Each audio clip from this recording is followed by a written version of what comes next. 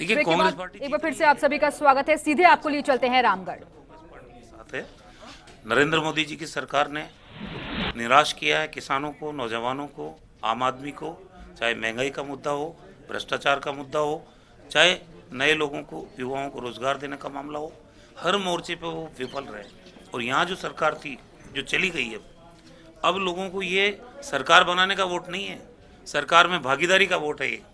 और मैं समझता हूँ कि रामगढ़ के लोग बहुत समझदार हैं, क्योंकि सरकार तो कांग्रेस की बन चुकी है, मंत्रिमंडल बन चुका है। आने वाले 5 साल में रामगढ़ की तकदीर और वहाँ की जो विकास की कहानी है, वो नई इबारत लिखना चाहते हैं हम। तो पब्लिक समझ रही है इस बात को, 36 कौम के लोग समझ रहे हैं कि कांग्रेस के साथ हमारे इलाके का विकास होगा, क्योंकि सरकार तो बन चुकी है। अब चाहे और पार्टियां वोट मांग रही हो, लेकिन वो सरकार उनके पास है नहीं, सरकार तो सामने बनी हुई है। तो पब्लिक सब समझती है, आजकल जागरूक है जन। देखो जी, क्या मुद्दे जो लगते हैं कि आप उन मुद्दों के साथ, हालांकि ये तो है ही कि सरकार है इसलिए उसकी भागीदारी है, लेकिन अगर पर्टिकुलर रामगढ़ की बात करें, आपने देखा है, लोगों से मिले मैं हो। बताऊं आपको कि रामगढ़ में बहुत पिछड़ा हुआ इलाका है।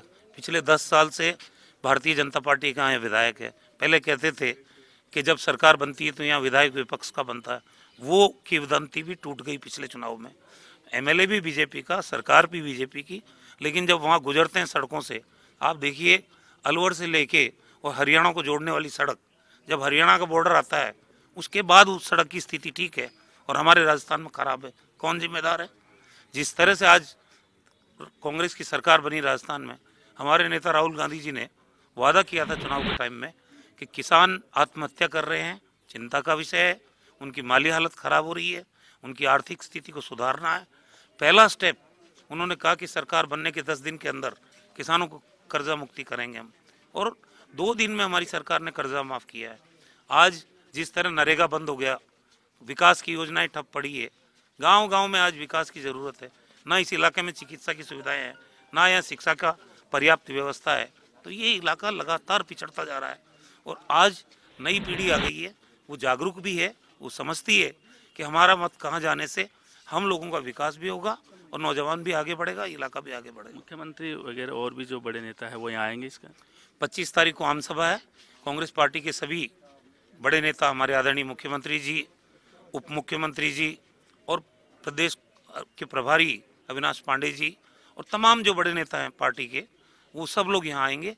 11 बजे रामगढ़ में आम सभा है और मैं समझता हूँ बहुत अच्छा माहौल है, कांग्रेस पार्टी जीत रही है। एक और सवाल रघु जी, जो बसपा के जो पहले प्रत्याशी थे, क्या उनके परिजन अब कांग्रेस में शामिल हो रहे हैं? उनको भी मालूम है कि हमारा भविष्य कहाँ है सुरक्षित, ये पब्लिक भी जानती है। आप देखिए, जिस प्रत्याशी का निधन हो गया, जिसकी वजह से उपचुनाव हुआ, वो परिवार कांग्रेस में आ रहे हैं। इसका मायना क्या है कि रामगढ़ की जनता समझती है कि हमारा वोट कांग्रेस में जाएगा तो 5 साल हमारी सुध-बुध ली जाएगी, विकास होगा इलाके का, और दूसरी जगह अगर हम वोट करते हैं तो हमें कोई फायदा होने वाला नहीं।